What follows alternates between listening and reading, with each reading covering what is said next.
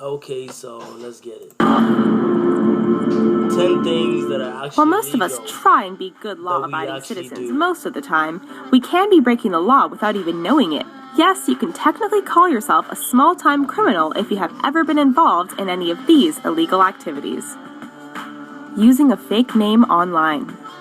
So you're filling out an online registration form and you enter a fake name that makes you That's chuckle like illegal? Seymour Butts or Megan Cox, and you don't really think much of it. After all, why should you give your real name to every single site you register with? But did you know that entering a fake name can get you arrested and charged with hacking?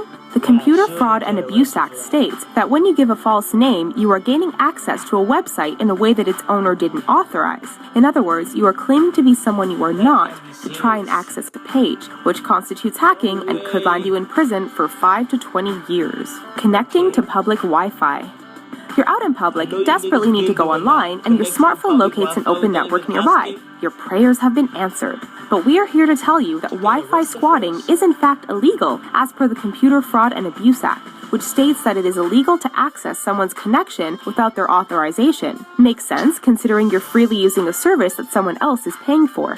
Several years ago in the United States, a man was arrested and fined $400 for regularly parking outside a cafe with his open laptop and tapping into their Wi-Fi connection. Laws on public Wi-Fi have become somewhat lenient, but according to many lawyers, the lines are still blurry.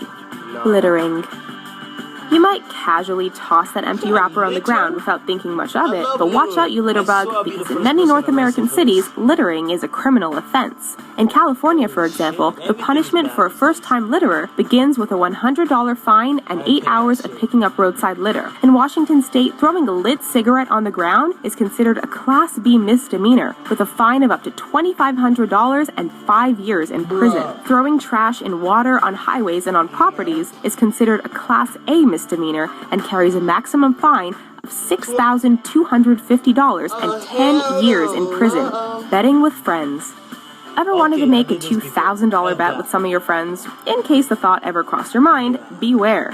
Did you know that it is illegal to bet $2,000 in one day within a group of 5 or more people? If you get caught, you're headed to the big house for up to 10 years. Who knew that a friendly bet could ruin your life? And if you think they take this law lightly, you are wrong. In 2005, a man named Sal Colosi was overheard betting the forbidden amount amongst friends in a Virginia bar. The person who overheard this just happened to be an undercover cop, and the next day, an entire SWAT team showed up at his doorstep and accidentally shot him to death.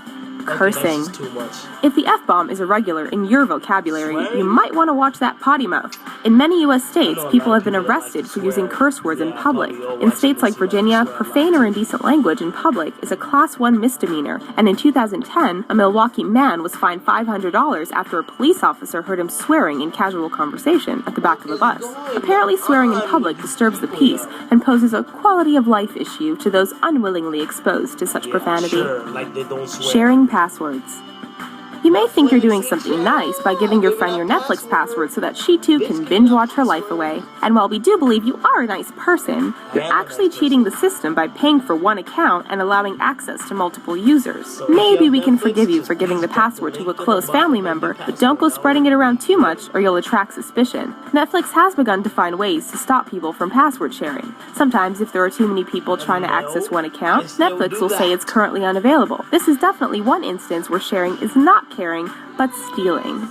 Not claiming your eBay earnings. eBay is a fun online place to make money off items lying around the house that you simply don't need.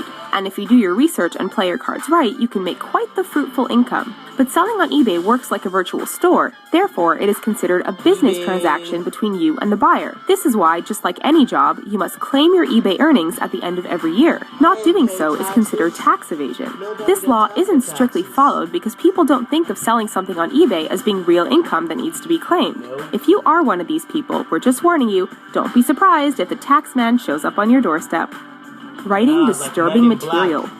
If you write something that someone may consider disturbing, you can get fined and even end up in jail because of it. This law is something that can be all too easily broken. But it does make sense considering it is difficult to tell whether the person actually means to wreak the havoc they write about. And perhaps it is better to watch out for the kid who writes about a fake attack on his school, which is what actually happened with an Oklahoma high school student who was suspended and arrested after his teacher discovered said story.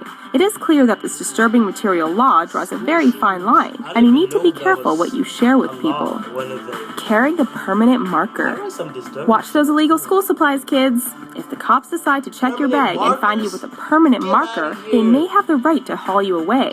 According to most anti-graffiti laws, it is illegal to carry broad-tipped indelible markers, and it is also a crime to buy permanent markers for someone under the age of 18, as they can be used for acts of vandalism. These laws are in effect in many U.S. states, from New York all the way to California, and seem somewhat silly given that there are many other more dangerous ways you can commit acts of vandalism if you really wanted to.